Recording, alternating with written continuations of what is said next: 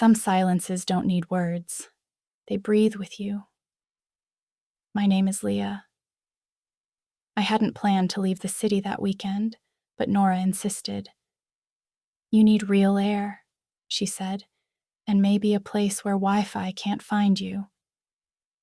So we drove until the streets turned into pine trees and the noise disappeared.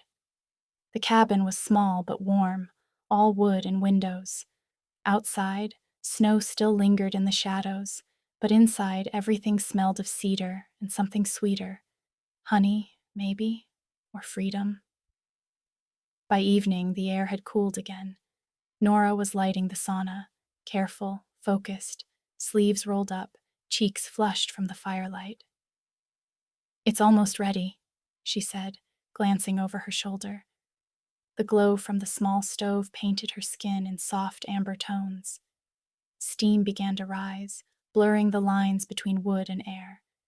We sat inside, wrapped in towels, knees drawn up, the sound of water hissing against hot stones filling the space. The heat pressed gently, like a heartbeat surrounding us. This feels unreal, I said. It's just quiet, she smiled. We're not used to it. For a moment, I watched her, the way her hair stuck slightly to her neck, the way her breathing slowed with the rhythm of the steam. There was something grounding in it, something unspoken that lived in the stillness between our exhales. Remember last winter? She asked suddenly. When we tried to fix the heater with a candle? I laughed. And nearly burned down your apartment. We've improved since then. Barely, I said, smiling. The sauna filled with a low fog. Outside, the wind brushed against the walls. Everything else, time, thoughts, noise, seemed to melt away. Only her eyes remained clear through the haze, steady and calm, like a place to return to. She poured another ladle of water onto the stones, and the sound rose sharp and soft at once. You okay? She asked. More than okay, I said. I'd forgotten what peace feels like. Nora leaned back, closed her eyes, and let the warmth settle. I watched her, feeling the strange quiet that comes when you realize the world doesn't need to speak to be understood. The heat settled heavier now, wrapping us in soft layers of steam. Nora leaned forward to pour another ladle of water over the stones. The hiss rose sharp, echoing against the wood, then faded into silence again. She brushed her hair back, skin glowing in the dim light. Too hot? She asked. No, I said. Just perfect. For a while, neither of us spoke.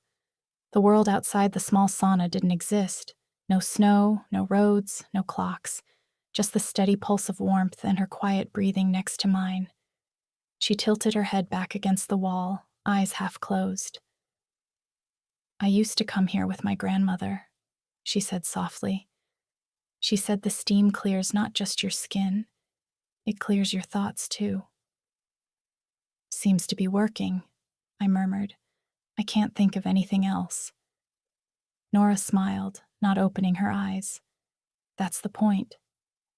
The room glowed gold around her, the faint shimmer of water on wood, the fine mist hanging in the air.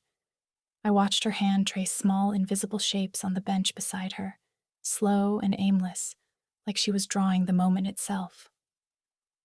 I'm glad you came, she said after a while. Me too. It's strange, she whispered. Everything feels quieter with you here. Maybe it's the place. Maybe, she said, opening her eyes, but I think it's you.